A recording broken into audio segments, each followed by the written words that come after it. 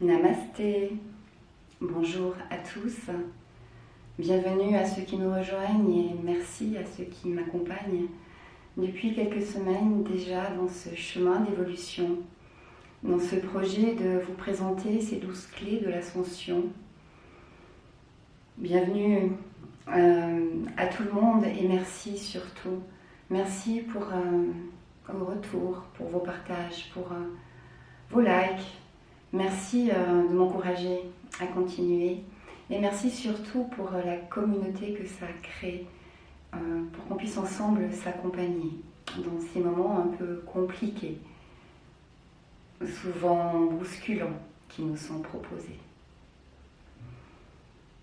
Pour ceux qui nous rejoignent dans ces clés de l'ascension que je vous propose, c'est simplement des outils, des compréhensions pour avancer de plus en plus léger sur son chemin, pour reprendre le pouvoir de sa vie et ne plus fonctionner un peu comme une marionnette guidée par son ego, sa personnalité, qui ne permet pas en tout cas d'exploiter tous ses potentiels. Donc si vous avez fait ce chemin avec moi, vous avez commencé gentiment à vous réapproprier votre ressenti du corps, à l'entendre, à mieux le comprendre. Vous avez appris dans une deuxième étape à utiliser les autres, à l'extérieur, le monde, comme un miroir, et donc à retourner ce regard vers l'intérieur pour aller voir qu'est-ce qui est dérangé en moi quand je suis dérangée, agressée, blessée, plutôt que de donner la responsabilité et donc le pouvoir à l'extérieur de moi. Dans la dernière capsule, nous avions parlé donc des peurs en remontant dans le système des chakras à travers tous les étages pour remonter de plus en plus dans des vibrations élevées et subtiles. Il est nécessaire d'aller visiter nos centres, nos premiers centres qui sont liés beaucoup encore à l'ego, à la personnalité et qui recèlent tous nos problèmes, souvent de peur, de nos blessures, les problèmes émotionnels et toutes les limitations, toutes les croyances qu'on peut avoir. Donc, dans cette quatrième capsule, nous allons passer au deuxième centre. Après avoir été observer nos peurs, après avoir essayé finalement de les accueillir, de les apprivoiser, d'en avoir de la compassion, on peut arriver à les transformer, à les laisser partir. Et c'est le même processus que je vous invite à faire aujourd'hui avec les blessures. Les blessures qui sont liées à l'émotionnel et qui sont liées au deuxième chakra. Ce deuxième chakra, finalement, qui vient nous parler d'émotionnel essentiellement, mais aussi de créativité, de plaisir, de spontanéité. C'est le chakra de l'enfance, où tout est encore libre, tout est encore possible, dans la joie, dans la spontanéité, avant qu'il ne soit entaché par les limitations, par les souffrances, etc. C'est aussi le chakra de la féminité, parce que c'est un chakra qui est lié à l'émotionnel, et le chakra de la sexualité, dans ce chakra, on va retrouver les organes génitaux, donc les gonades, et que ce soit pour les hommes ou pour les femmes, sont liés au deuxième chakra. Et il y a la notion nécessairement du plaisir aussi. Donc quand on parle de blessure, on pourrait imaginer qu'on va aller plutôt travailler au niveau du cœur, parce que bien sûr, quand on est blessé, on a l'impression que c'est notre cœur souvent qui est blessé. Dans l'approche que je vais vous faire aujourd'hui, on va se baser sur le livre que vous connaissez et l'écrit que vous connaissez certainement de Lise Bourbeau sur les 5 blessures de l'âme. En tout cas, si vous ne le connaissez pas, je vous encourage vraiment à le lire et à le découvrir. Si vous êtes dans un chemin d'évolution, c'est vraiment un livre qui va vous permettre de comprendre et de mettre le doigt sur les blessures récurrentes et sur comment faire finalement pour pouvoir les guérir. Mais moi, je trouve que c'est bizarre de dire les 5 blessures de l'âme parce que je ne suis pas sûre que ce soit l'âme qui soit blessée. Je ne suis même pas sûre que ce soit le cœur qui soit blessé parce que le cœur, finalement, la seule blessure qu'il peut avoir, c'est le fait de ne pas être qui il est dans son essence. Ça veut dire de ne pas être dans l'amour total de qui on est. Nécessairement, si on vit par exemple un chagrin d'amour, ça va être compliqué d'être dans l'amour, parce que ça va faire souffrir. Donc, en ce sens-là, peut-être que le cœur il est blessé de ne pas vibrer dans son essence d'amour qu'il est. Mais la blessure, elle est surtout liée, encore une fois, à l'ego, à ce que l'on attend ou l'on espère de l'extérieur des autres, à ce que l'on reçoit ou ce que l'on ne reçoit pas.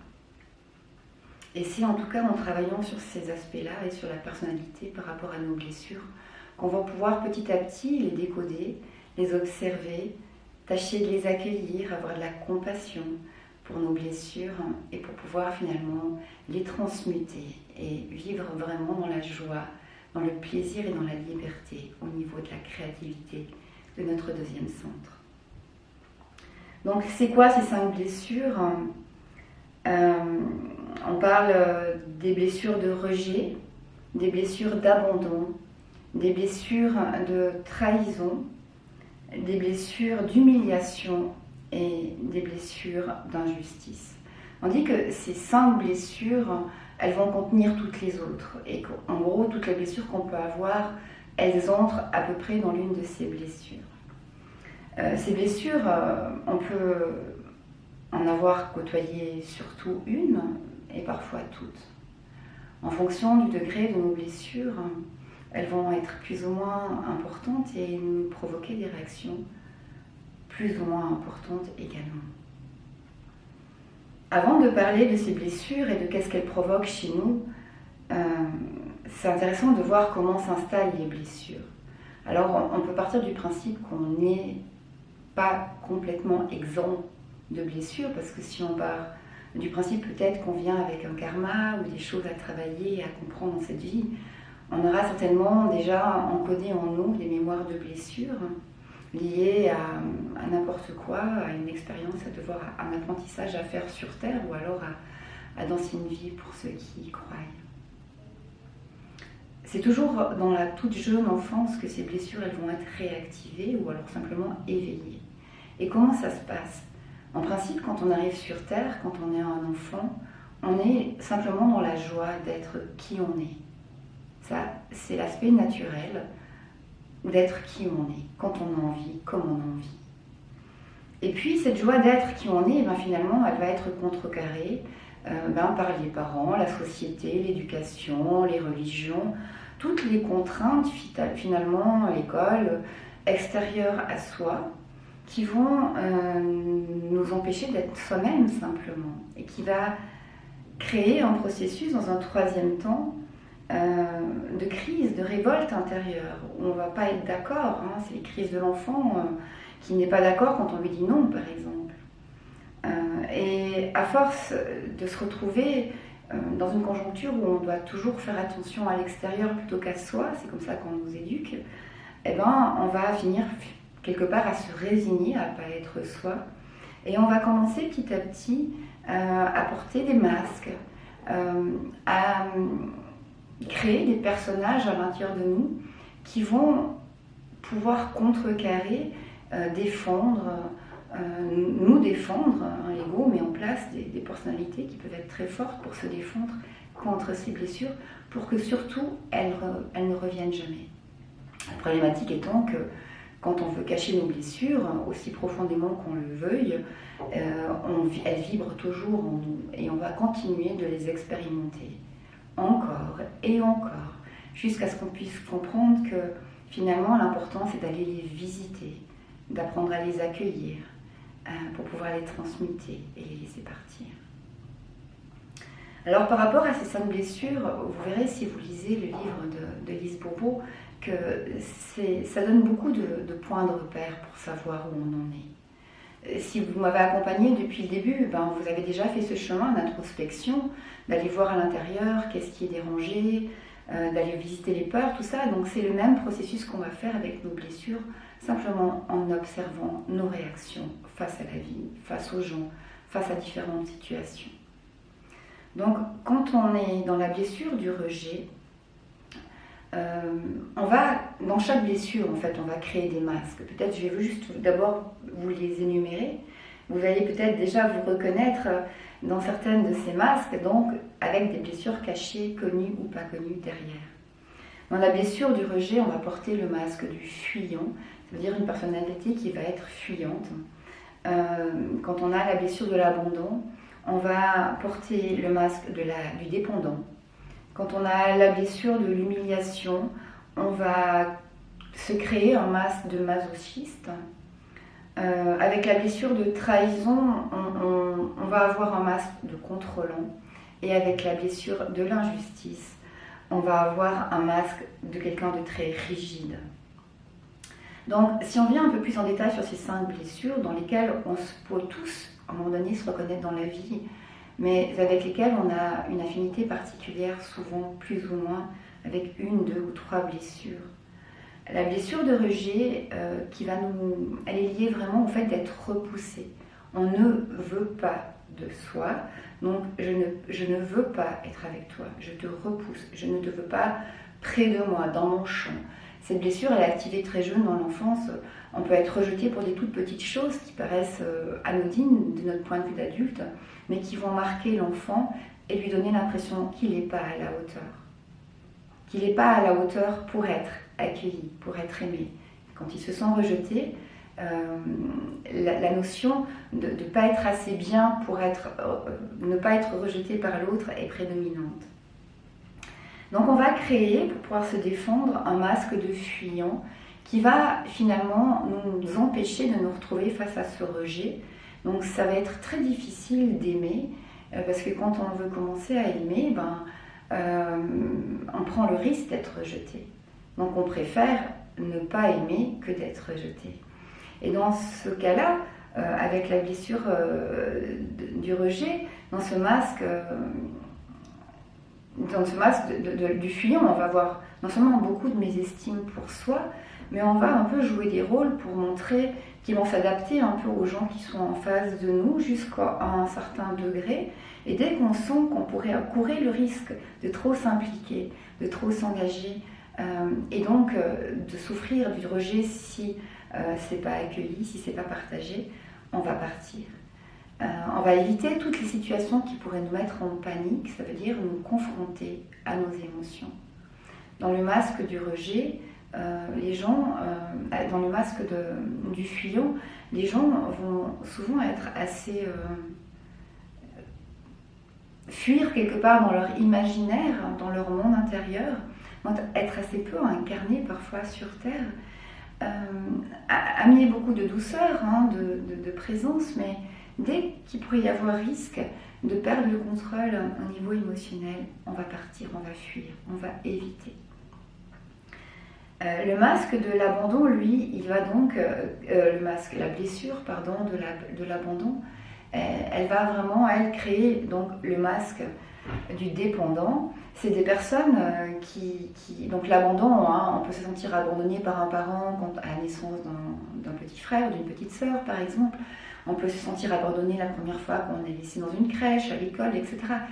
Toutes ces blessures, elles peuvent venir de choses qui sont tout à fait anodines et petites, mais aussi de grands traumatismes. Et clairement, plus on va les expérimenter, plus le traumatisme va devenir grand et plus le masque va devenir imposant. Donc, avec le masque du dépendant, on a toujours l'impression qu'on ne peut pas s'en sortir tout seul. On a besoin de l'appui des autres, de la confirmation.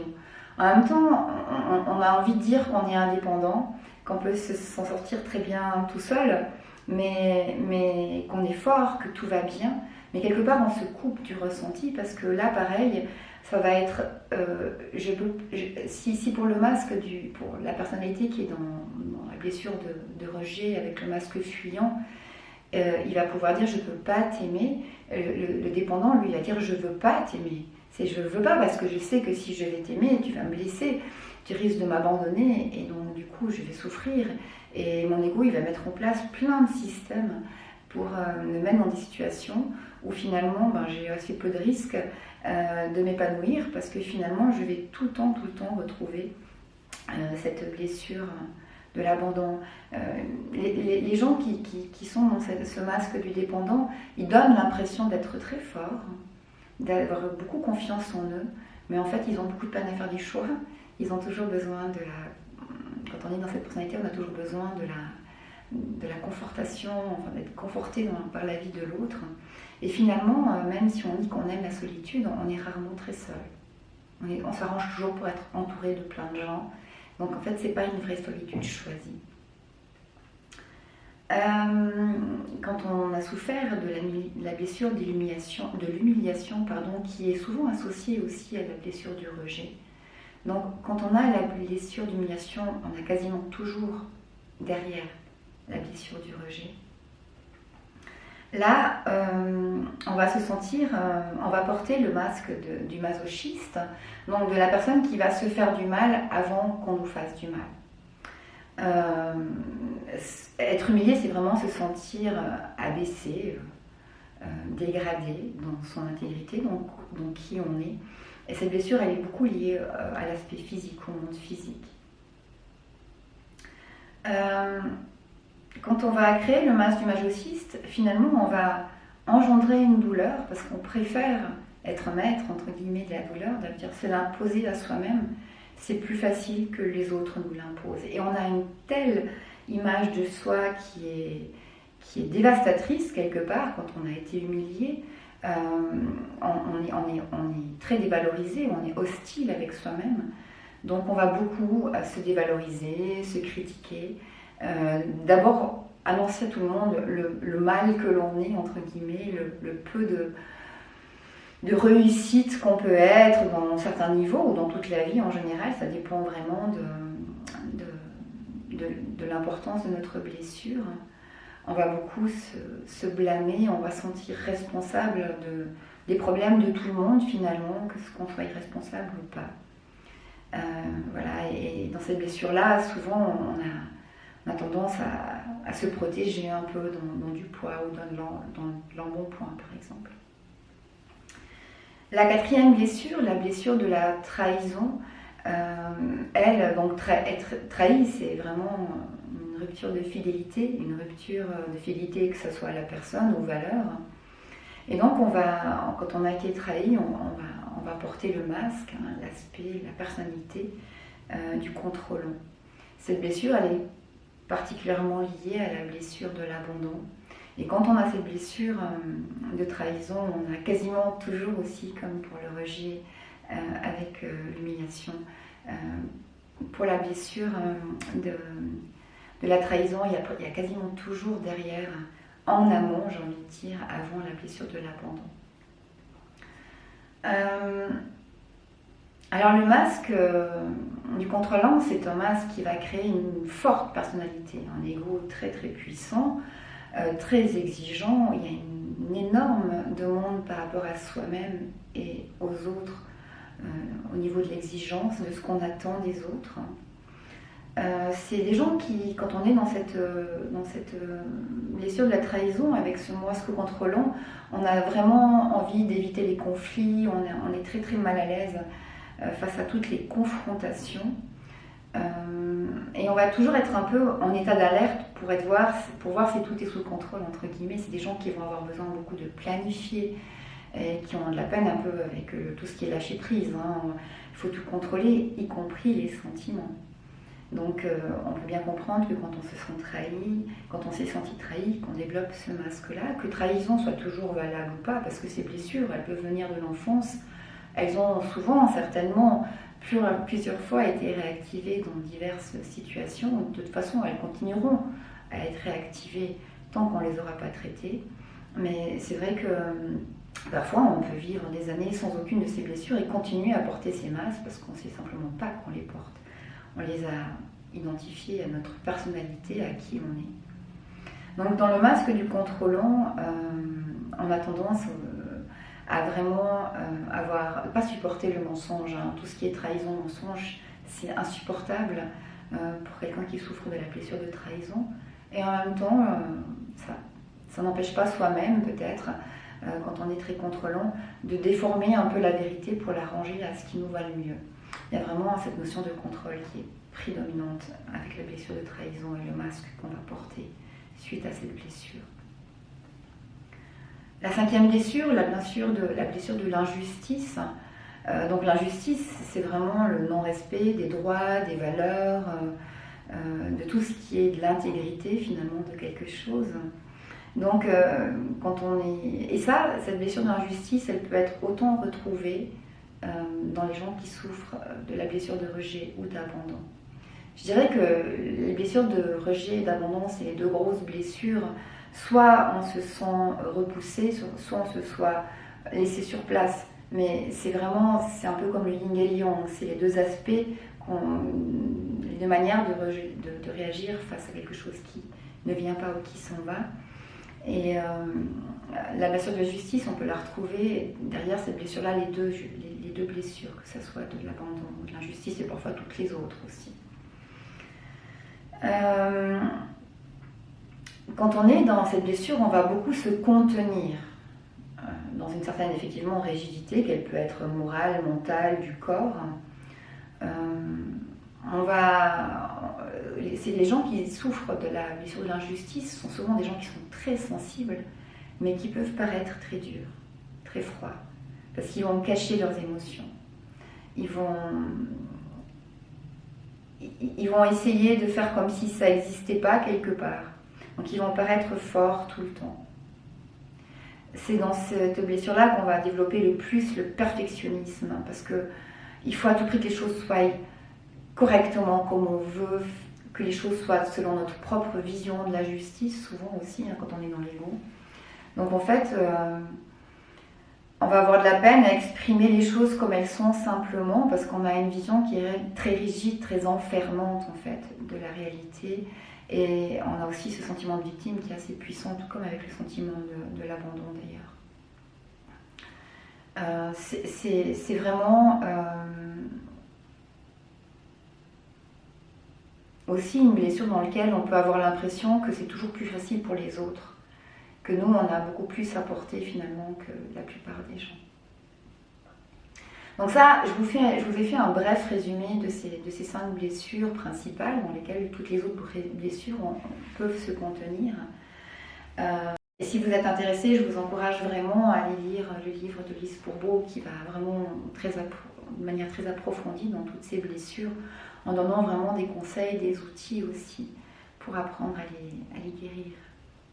Mais la blessure, elle est toujours liée donc à l'émotionnel, et le centre de l'émotion, c'est le centre sacré, notre deuxième centre sacré. C'est dans cet espace que va s'organiser l'échange avec l'extérieur.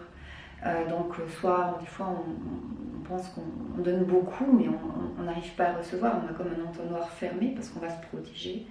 Ou dans l'autre sens, on reçoit beaucoup, mais on a de la peine à donner parce que finalement on a peur qu'en donnant, on doit s'ouvrir et on peut être blessé ou rejeté. On peut comparer finalement ces blessures émotionnelles aux blessures physiques. Si vous avez une plaie et que vous mettez en pansement et que vous vous occupez plus de votre plaie, il y a bien des risques. Elle risque de s'infecter, de s'inflammer, de provoquer même, voire peut-être une infection, une septicémie, jusqu'à la mort si on ne s'en occupe pas du tout. Et les blessures émotionnelles, c'est pareil, si on ne s'en occupe pas, si on les cache, si elles restent cachées dans notre inconscient, et elles sont bien cachées par l'ego qui ne veut pas les voir, à ce moment-là, elles vont s'amplifier. Et elles vont devenir non seulement récurrentes, mais de plus en plus profondes. Et c'est important de se rendre compte, quand on veut commencer à travailler sur ces blessures, qu'on n'est pas les blessures. On n'est pas identifié à une blessure, ni à un masque qu'on porte. Ces blessures et ces masques qu'on va créer pour pouvoir les endosser et quand même continuer à vivre dans un monde pas toujours facile, elles vont plutôt être des expérimentations qu'on pourra faire dans la vie si on est capable de ne pas s'identifier complètement. Donc l'idée, c'est encore une fois de prendre du recul, d'observer dans nos comportements, dans notre manière d'être avec l'autre, comment on agit, comment on suragit en fonction des masques qu'on peut porter. C'est rare qu'on soit juste complètement ouvert dans le cœur comme un enfant quand on est encore adulte, donc on a tous des masques qu'on porte. Donc avoir le courage d'aller les voir, de les observer, de les accueillir, et petit à petit de les transformer aussi. Et comment faire pour transformer tout ça? C'est le chemin à l'envers. On a vu que quand on crée des blessures, et souvent dans l'enfance, d'abord on était, avant d'être dans la blessure, dans la joie d'être qui on est, d'être soi tout simplement. Ensuite, on s'est retrouvé confronté à l'extérieur avec des choses qui font qu'on ne peut pas être comme on veut. Il y a des codes moraux, sociaux, familiaux, religieux, etc., auxquels on doit se référer, dans lesquels on doit pouvoir entrer, hein, un peu comme dans des moules ou dans des cases. Et donc, ça va créer la crise, la révolte, jusqu'à la résignation et la formation, enfin, des masques. Et pour pouvoir refaire le processus à l'envers, pour guérir ces blessures, on va commencer par observer nos masques, avec beaucoup de bienveillance, le plus authentiquement possible. L'idée, c'est d'aller voir comment on peut s'améliorer, c'est pas de se cacher la vérité. Donc, c'est pas toujours facile à regarder ces masques et de voir à quel point on est dans le contrôle ou dans la rigidité. En tout cas, pour moi, ça a été beaucoup ça. Je pense que j'ai expérimenté grandement les 5 blessures, mais voilà, je serais plutôt du côté de la blessure de l'abandon, avec le masque du contrôlant vraiment, et aussi de l'injustice qui a été mon grand cheval de bataille pendant une bonne partie de ma vie, avec cette espèce de rigidité et de perfectionnisme que ça a provoqué. Donc en fait, observer tout simplement et réaliser que par rapport à des blessures, il y a des chemins à faire à l'envers pour gentiment ressortir de la crise qu'a créée. Il faut la traverser quand même, hein. D'abord, on observe les masques qu'on a placés. Ensuite, on va repasser par un peu cet état de crise où tout à coup, on réalise qu'on n'est pas aussi libre que ce qu'on voudrait, aussi vivant que ce qu'on aimerait. Quand on est dans nos blessures avec nos masques, on est un peu en train de jouer des rôles. On n'est pas en train d'être complètement soi et de vivre et de créer notre meilleur potentiel. Donc c'est aussi traverser cette crise et reprendre le pouvoir de ne pas se résigner pour pouvoir gentiment revenir à qui on est, malgré ce qui se passe autour de nous, pour pouvoir redevenir dans notre essence simplement de qui on est. Quand on est dans la blessure de rejet, c'est important d'apprendre à prendre sa place, à ne pas s'en aller à chaque fois qu'on prend le risque d'être touché émotionnellement. C'est ce chemin-là qu'on va réapprendre à faire.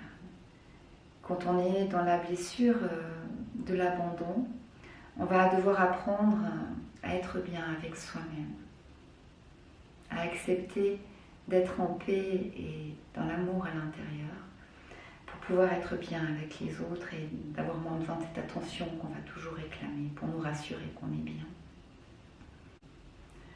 Pour guérir de la blessure de l'humiliation, quand on porte ce masque du masochisme, ça va être apprendre à penser à soi d'abord, à savoir si on a vraiment envie de faire quelque chose avant de le proposer aux autres, que vraiment ça soit les désirs de notre cœur, d'apprendre vraiment à se valoriser et particulièrement à réfléchir à ce qu'on donne et si vraiment on a envie de le donner. Dans la blessure de trahison, l'important face à ce contrôle qu'on va développer en masque, ça va être d'apprendre à lâcher prise face à l'adversité, quand ça ne va pas comme on veut. Actuellement, on est quand même beaucoup à devoir le faire. Dans le monde actuel, on est tous invités à guérir notre blessure de trahison parce qu'on est tous invités à lâcher prise. Il n'y a plus beaucoup de contrôle qui est possible. Et puis pour guérir de la blessure de l'injustice, ça va nous demander d'être un peu moins perfectionniste. Peut-être d'apprendre et d'accepter que c'est possible de faire des erreurs, que ça fait partie du chemin d'apprentissage et que rien n'est si grave, que chaque expérience est là pour nous enseigner et non pas pour nous blesser. Et c'est valable d'ailleurs pour toutes les blessures dont on vient de parler. Donc la guérison des blessures, c'est vraiment quelque chose d'important si on veut retrouver sa liberté d'être dans la joie, dans le plaisir, dans l'échange au niveau de notre deuxième centre et donc de pouvoir partager la vie, les relations avec les autres avec le plus d'harmonie et sans les contraintes de notre ego qui vient mettre beaucoup de protection pour ne pas reproduire ces blessures.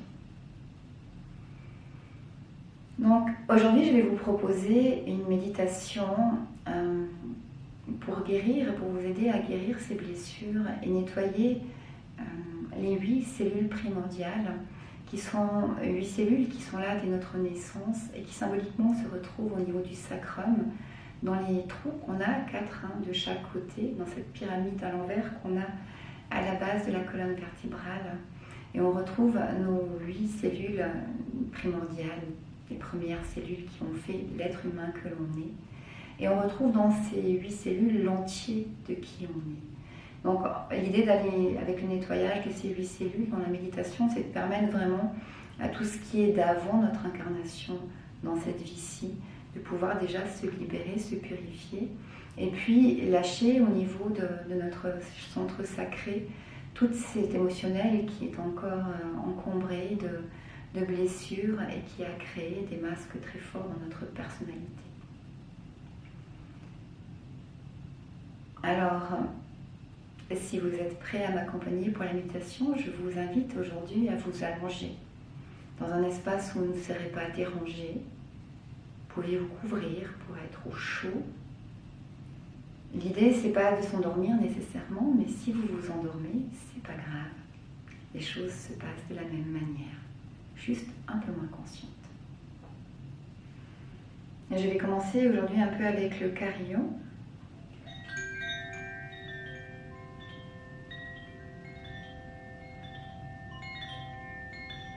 Et je vais vous inviter à prendre quelques respirations profondes.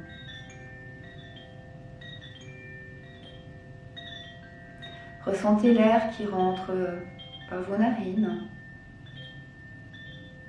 qui descend dans vos poumons. Ressentez-le descendre jusque dans votre ventre.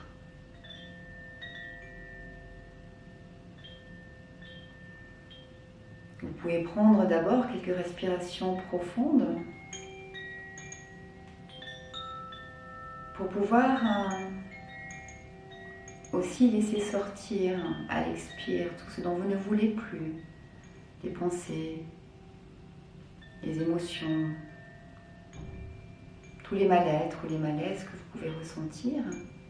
Vous pouvez simplement les expulser à l'expire.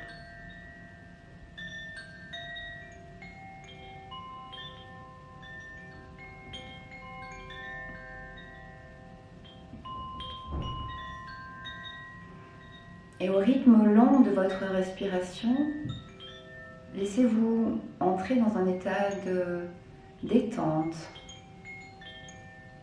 de relaxation de plus en plus profonde.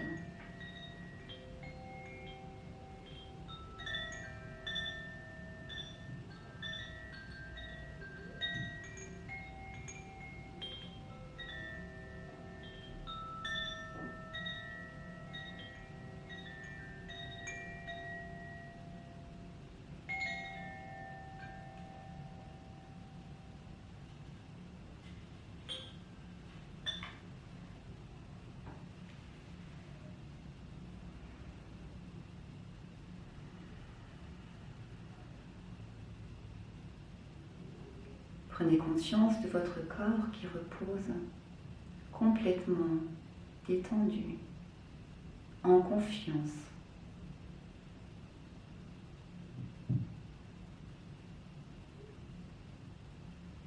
Et je vous invite maintenant à porter votre attention sur votre sacrum, l'os situé à la base de votre colonne vertébrale. Vous pouvez le visualiser avec ces 8 trous, 4 de chaque côté.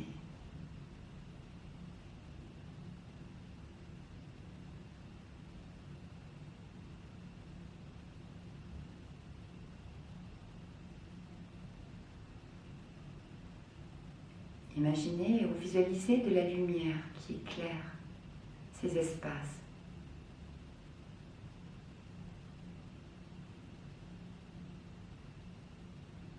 Sentez le contact de votre sacrum contre la terre.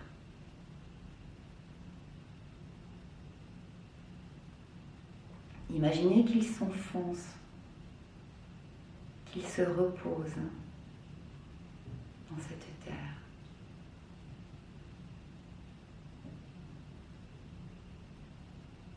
Et depuis ces 8 espaces, ces 8 trous,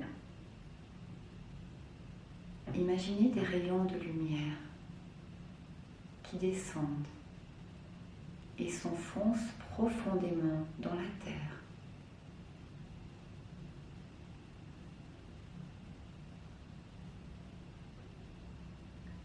De plus en plus profondément, jusqu'au cœur de la mère Terre.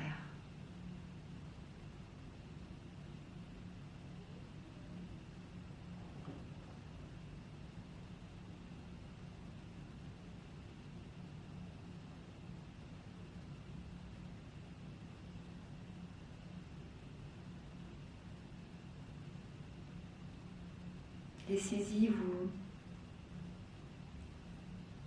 y abandonner dans cette relation intime avec la terre. Laissez se déposer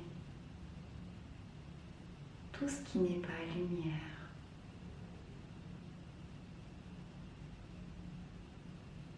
Comme si ces 8 cellules primordiales logées dans votre sacrum pouvaient se régénérer et se purifier dans le cœur de la terre.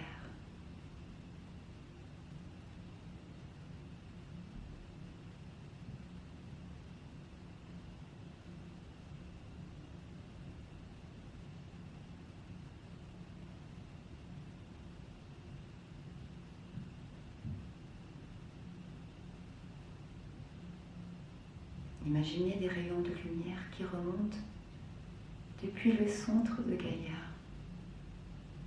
jusque dans votre sacrum, s'ouvrant comme un vase pour irradier tout votre petit bassin et tout l'espace de votre chakra sacré.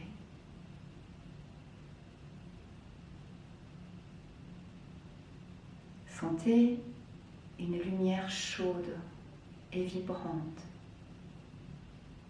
qui se déverse dans vos gonades, l'utérus et les ovaires pour les femmes, la prostate et les testicules pour les hommes. Et laissez ces gonades se remplir de cette lumière bienfaitrice et régénérante, guérissante, qui vient apporter comme un baume bienfaisant sur chacune de vos blessures, même les plus profondes.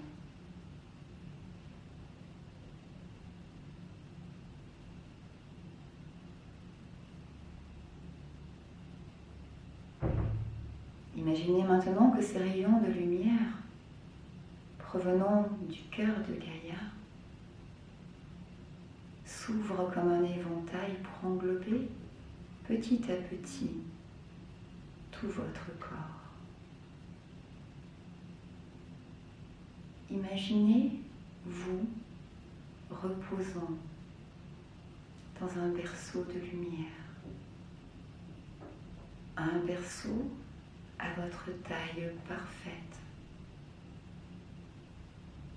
vous rassurant, vous protégeant et vous berçant.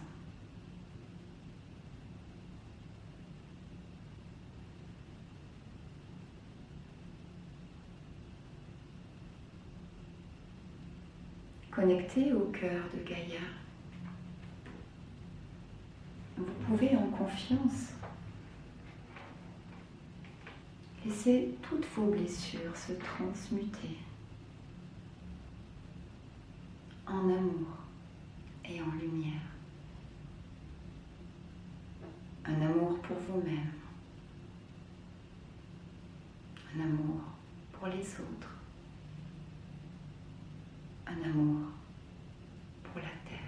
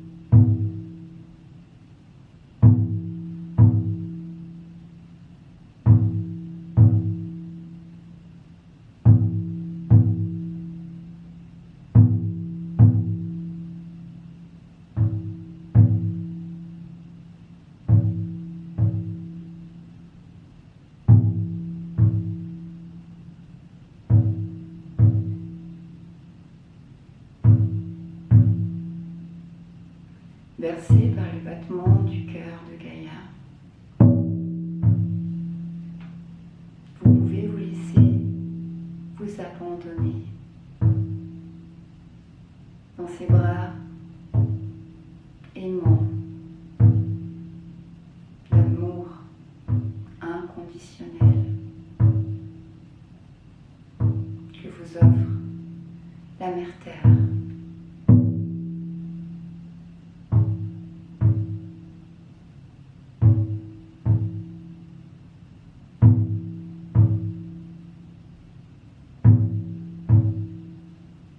Sentez votre cœur qui s'apaise.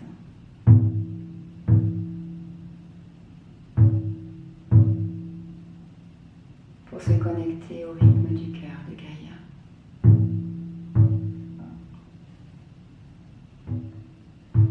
Visualisez votre deuxième centre, baigné d'une lueur orangée, brillant, luminescent.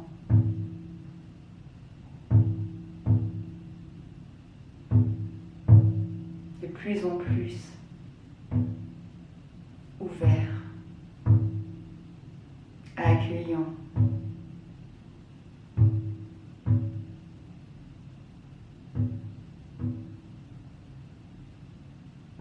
Et laissez ce bien-être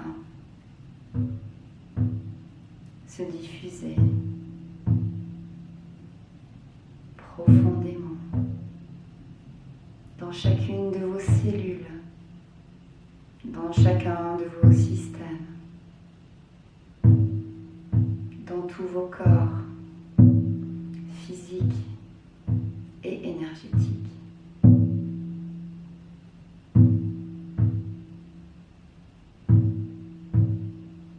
Dans cet espace sécurisé et bienveillant,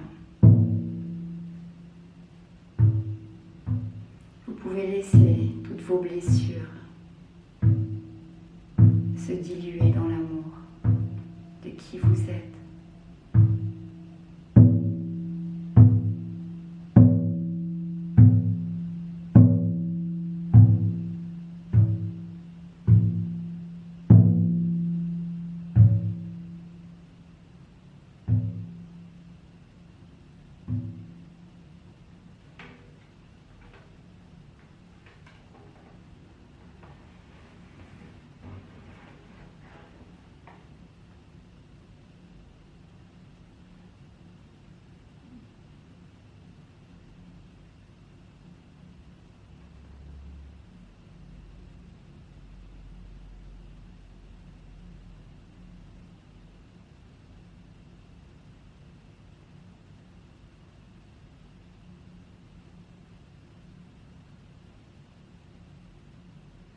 Vous pouvez maintenant prendre quelques respirations plus profondes pour revenir en conscience, ici et maintenant. Régénérer, nettoyer dans votre corps et dans vos émotions.